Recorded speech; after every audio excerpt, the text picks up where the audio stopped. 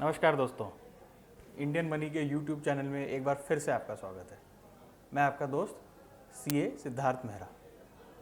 दोस्तों, हमने पिछले कुछ दिनों में क्रेडिट कार्ड रिलेटेड कुछ ना कुछ बातचीत की है। पहले हमने ये बातचीत की कि क्रेडिट कार्ड लेते समय हमें किन बातों का ध्यान रखना चाहिए। फिर हमने ये डिस्कस किया था कि क्रेडिट कार्ड यूज़ करते समय या इस्तेमाल करते समय हमें किन बातों का ध्यान रखना चाहिए।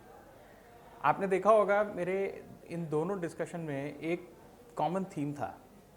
वो ये था कि आपको ओवर स्पेंडिंग नहीं करनी है, आपको आपकी जो क्रेडिट कार्ड की लिमिट है उसके आगे खर्च नहीं करना है, आपको अपना क्रेडिट स्कोर नहीं बिगाड़ना है।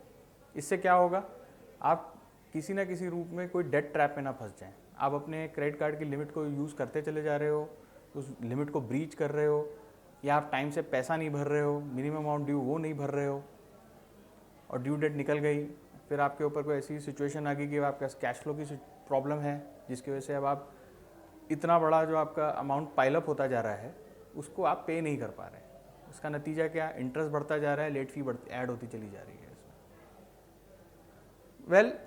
हम सब लोग कोशिश तो बहुत करते हैं हम इस चीज़ में ना पड़ें, बट क्या करें, कुछ ना कुछ हो ही जाता है। कुछ ना कुछ ऐसे आसार हो जाते हैं, कैसे कोई सर्कमस्टांसेस आ जाते हैं, कोई ऐसी सिचुएशन हो जाती है जिसकी वजह से हम इस चीज़ में फंस जाते हैं। कारण बहुत सारे हो सकते हैं, कोई मजबूरी हो सकती है, आपको तुरंत पैसे की ज़रूरत है, किसी के घर में कोई हेल्थ इशू आ गया, स्वास्थ्य संबंधी इशू आ गया, कुछ ऐसा हुआ कि आपने कोई खर्चा क्रेडिट कार्ड से कर लिया ये सोच के कि जब ड्यू डेट आएगी तब तक कैश का इंतज़ाम हो जाएगा, ड्यू अमाउंट भर देंगे, हो गया। नहीं होता है, ये नहीं हो पाया किसी कारणवश। फिर अब आप हर महीने थोड़ा थोड़ा करके पैसा भर रहे हैं। बहुत सारे लोग ये गलती भी करते हैं, मिनिमम अमाउंट ड्यू उसको चलाते रहते हैं, जो टोटल अमाउंट ड्यू है उसको पे नहीं करते। इस सब का सारांश क्या है, अब तो भैया क्रेडिट कार्ड के डेट ट्रैप में आ गए। अब जब आ गए तो आ गए, अब इसमें से बाहर कैसे निकलें, आपका जो डैमेज हो रहा है, आपका जो नुकसान हो रहा है उसको सीमित कैसे रखें, कम से कम कैसे रखें, जिसको हम इंग्लिश में बोलते हैं डैमेज कंट्रोल कैसे किया जाए। तो मैं आपको कुछ 5 सुझाव दूंगा आज, जिसको आप यूज़ कर सकते हैं और जिससे आप अपने नुकसान को कम कर सकते हैं। ये सारे कठिन हैं, सारे स्टेप, सारे सुझाव, लेकिन जो ऑलरेडी क्रेडिट कार्ड के डेट ट्रैप में फंस के जो आपका एक्स्ट्रा नुकसान जो हो रहा है, कम से कम आप उसको कम तो कर पाएंगे। तो आइए जानते हैं क्या क्या हम कर सकते हैं। सबसे पहला स्टेप आप ये उठा सकते हैं कि आपका जो एग्जिस्टिंग बैलेंस पड़ा है आपके किसी भी क्रेडिट कार्ड में, आप उसको किसी दूसरे क्रेडिट कार्ड में ट्रांसफ़र कर लीजिए। ऐसा क्यों, या इससे क्या होगा? 2 चीज़ें। एक तो ये कि आपको एक्स्ट्रा समय मिल जाएगा फंड्स अरेंज करने के लिए, क्योंकि अब आपने नया अपना बैलेंस जो है, मौजूदा बैलेंस, उसको एक नए क्रेडिट कार्ड में डाल दिया है। सो नई क्रेडिट साइकिल आपको मिलेगी कम से कम पहले महीने के लिए, तो आपको अतिरिक्त समय मिलेगा फंड्स को अरेंज करने के लिए। दूसरा ये हो सकता है कि आपने जो नया क्रेडिट कार्ड जिसमें आपने फंड्स ट्रांसफ़र किया है उसके इंटरेस्ट रेट आपके मौजूदा क्रेडिट कार्ड से कम है, तो उसमें आपका जो इंटरेस्ट जो आपको पे करना पड़ रहा है उसका घाटा आपका कम हो जाएगा। ये 2 मेन कारण हैं। तीसरा ये भी हो सकता है कि आप इसी को फिर से ईएमआई में कन्वर्ट कर लीजिए बेटर इंटरेस्ट रेट्स पे। दूसरा ऑप्शन है पर्सनल लोन लेने का।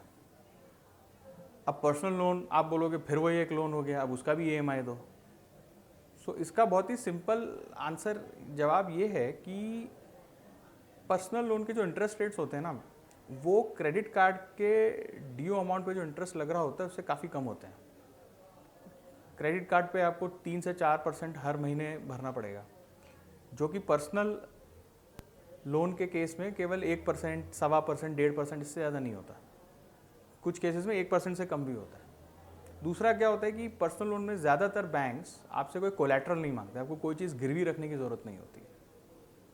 तो इससे लाभ क्या होगा आपको, आपने एक मुश्त रकम पर्सनल लोन की ले ली, आपने अपना क्रेडिट कार्ड का ड्यू पे कर दिया, उसमें जो आपको बहुत ज़्यादा जो भारी इंटरेस्ट और लेट फी भरना पड़ रहा था आपने उसका ध्यान रख लिया।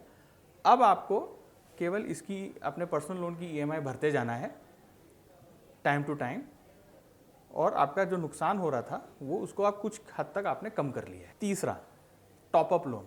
मान लीजिए आपके पास पहले से ही कोई लोन चला आ रहा है, हाउसिंग लोन हुआ, पर्सनल लोन हुआ, अब आपको ये क्रेडिट कार्ड के लिए भी लोन लेना पड़ सकता है। तो उसका आसान तरीका ये है कि आप टॉप अप लोन ले लीजिए। बहुत सारे बैंक्स ये फैसिलिटी भी देते हैं, आपका जो टॉप लोन चल रहा है उसको थोड़ा सा और टॉप अप करा लिया कोई जेन्युइन रीज़न दे करके, उससे जो आपको रकम हासिल होगी आप फिर से अब अपना क्रेडिट कार्ड का ड्यूज़ जो ओवरड्यू अमाउंट चल रहा है उसको पे करके अपने नुकसान को कम कर सकते हैं। फ़ायदा वही है, मिलता जुलता है जो मैंने आपको दूसरे पॉइंट में बताया पर्सनल लोन के बारे में। इंटरेस्ट रेट बहुत कम होता है इसमें कंपेयर टू क्रेडिट कार्ड का जो इंटरेस्ट होता है उसके मुकाबले। चौथा, स्नोबॉल मेथड। स्नोबॉल मेथड क्या होता है? मान लीजिए आपके एक से ज़्यादा कार्ड में ओवरड्यू अमाउंट चल रहा है और अब आप सोच रहे हैं कि कैसे इसको मैं पे करूं, दोनों कार्ड में थोड़ा थोड़ा अमाउंट पे करता रहूं या एक कार्ड को ही पूरा पे करके फिर दूसरे कार्ड पे फोकस करूं। मेरा सुझाव ये रहेगा, एक बार में आप एक कार्ड को क्लियर करिए। इससे क्या फ़ायदा होगा आपको? एक तो जो एक दिमागी टेंशन बना रहेगा कि मेरे ऊपर दो दो कार्ड के लोन्स हैं, उसमें से एक लोन से तो आप छुटकारा पा लेंगे। दूसरा, आपके क्रेडिट स्कोर भी को इम्प्रूव करने में भी काफ़ी मदद मिलेगी। क्रेडिट स्कोर में हर बार अपने बहुत सारे वीडियोस में बोलता हूँ, क्रेडिट स्कोर अच्छा होना बहुत ज़रूरी है। कल को मान लीजिए जब अगर आपको जेन्युइनली कोई लोन की ज़रूरत है तो ये बहुत काम आता है। सो अगर आपने एक क्रेडिट कार्ड का लोन जल्द से जल्द ख़त्म कर दिया है, उसका ओवरड्यू अमाउंट जल्द से जल्द अगर ख़त्म कर दिया है तो आपके क्रेडिट स्कोर को इम्प्रूवमेंट मिलेगा। पांचवा, और ये पांचवा जो मैं आपको बताने जा रहा हूँ वो कोशिश करिएगा आप उसको यूज़ ना करें। पांचवा पॉइंट है, आपका जो एग्जिस्टिंग इन्वेस्टमेंट है उसको ब्रेक करके आप अपने क्रेडिट कार्ड के ड्यूज़ को पे कर रहे हैं। अब आप ज़रा सोचिए, आपने जो इन्वेस्टमेंट्स किए होंगे कुछ ना कुछ प्लान करके किए होंगे। शायद आपको कोई महंगा गैजेट खरीदना होगा, किसी का एजुकेशन के लिए आप जमा कर रहे होंगे, शादी होने वाली होगी घर में, नियर फ्यूचर में किसी के ऊपर कोई हेल्थ इशू चल रहा है जिसके लिए आप पैसा जमा कर रहे हैं। आपको पता है कि कुछ टाइम बाद ऑपरेशन होगा इनका, या कोई बड़ी सर्जरी होगी जिसमें हॉस्पिटल का खर्चा ज़्यादा हो सकता है। इवन दो उसके लिए इंश्योरेंस है, बट फिर भी एक बैकअप होना ज़रूरी है। इंश्योरेंस के बाहर भी बहुत सारे खर्चे ऐसे होते हैं जो करने पड़ते हैं किसी बीमारी में, जो इंश्योरेंस में कवर भी नहीं होते हैं, खाना पीना इस टाइप की चीज़ें। सो इन्वेस्टमेंट ब्रेक करना है, एकदम लास्ट ऑप्शन है। कोई और रास्ता अगर नज़र नहीं आ रहा है तो आप इस पर जाइए, और वो भी उन इन्वेस्टमेंट्स को आप ब्रेक करिए जिनमें आपको रिटर्न्स जो मिल रहे हैं वो बहुत कम है। कोई एकदम नेग्लिजिबल टाइप का इंटरेस्ट आपको वो इन्वेस्टमेंट्स को ब्रेक करना है जिसमें रिटर्न्स बहुत कम चल रहे हैं। कम चल रहे से मतलब आप जो loan overdue amount credit card का भर रहे हैं उसमें जो इंटरेस्ट पे कर रहे हैं उसके कंपैरिजन में अब आपके पास जो भी इन्वेस्टमेंट्स पड़े हैं यूजुअली उन दोनों के इंटरेस्ट में बहुत ज़्यादा फर्क होने वाला है। इंटरेस्ट रेट कितना होता है? मान लीजिए आपके पास बैंक की एफडी है, आजकल तो 5% है, 6% है, उससे ज़्यादा नहीं होगा। मान लीजिए बेस्ट ऑफ टाइम्स में 9%, 9.5% ऐसे चल रहा था, बट आपका जो क्रेडिट कार्ड का ड्यू है वो तो 3 से 4% पर मंथ चल रहा है। या कोई और आपने किसी स्टॉक में इन्वेस्ट किया होगा, किसी म्यूचुअल फंड में इन्वेस्ट किया होगा जिसका एकदम स्टैग्नेट हो रहा है, वहीं का वहीं रुका हुआ है, कोई ग्रोथ नहीं हो रही है उन शेयर्स में या म्यूचुअल फंड में, उनको आप लिक्विडेट करिए, उनको बेचिए। उससे जो आपको पैसा मिलेगा उससे आप अपने क्रेडिट कार्ड का ओवरड्यू अमाउंट है उसको पे करके ख़त्म करिए। सो ये 5 तरीके मैंने आपको बताए। पहला, बैलेंस ट्रांसफ़र एक क्रेडिट कार्ड से दूसरे क्रेडिट कार्ड पर। दूसरा, पर्सनल लोन। तीसरा, टॉपअप लोन, स्नोबॉल मेथड। पांचवा, अपने इन्वेस्टमेंट्स को ब्रेक करना। हमारे फाइनेंशियल फ्रीडम ऐप में इस क्रेडिट कार्ड के ऊपर एक पूरा का पूरा कोर्स है जिसमें हमने डिटेल में, मैं आपको पहले भी बता चुका हूँ, डिटेल में एक्सप्लेन किया गया है।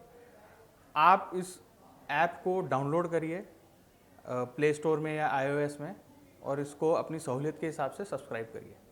नीचे स्क्रीन पे लिखे कोड को अगर आप यूज़ करेंगे एस मेहरा, तो इसमें आपको स्कॉलरशिप भी मिलेगी 2000 रुपये तक की। तो आप जो भी सब्सक्रिप्शन लेंगे उसमें आपको आपकी रकम पे आपको कुछ छूट भी मिलेगी। आशा करता हूँ आपको मेरा वीडियो पसंद आया होगा। इसको लाइक करिए, ज़्यादा से ज़्यादा शेयर करिए। आपके कोई भी सवाल होंगे आप मुझे फाइनेंशियल फ्रीडम ऐप में भेज सकते हैं या कमेंट सेक्शन में डाल सकते हैं। दोबारा आपसे फिर मिलूँगा बहुत जल्द। बहुत बहुत धन्यवाद।